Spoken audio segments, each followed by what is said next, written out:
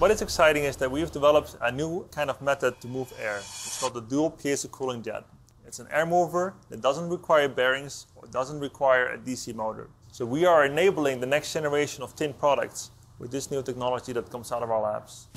We basically copied nature. Dual cool jets are really based on the idea of your lungs. They basically contract and expand. As that happens, the air is sucked in through your nose and out through your mouth. So we copied that to create a synthetic jet.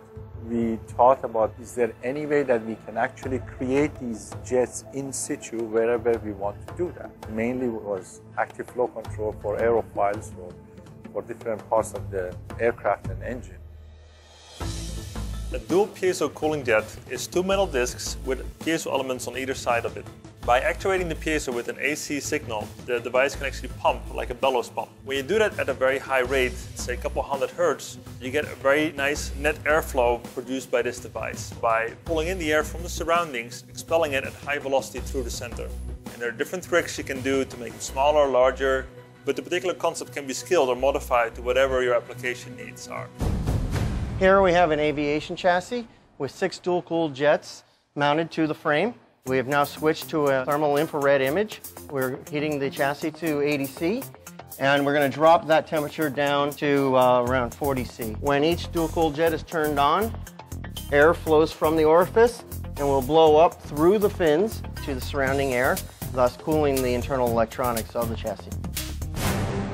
As engineers, we like to try new things, so we actually bought a state-of-the-art ultrabook laptop, opened it up, and replaced the fan inside this device with the dual piezo cooling jet. Actually, it was a perfect fit. There was, in the XY dimension, a lot of space available to put the jet in. In the Z dimension, we actually had a lot of space left over. Because the dual cool jet is such a thin solution, there's a lot of space left over that allows this laptop to become thinner if necessary, or that space could be taken up with other electronics. This is the first laptop in the world that's cooled by a dual piezo cooling jet. Thin is the new fast.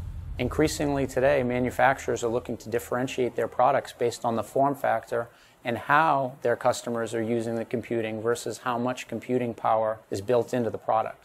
It's a theme towards more power in smaller spaces.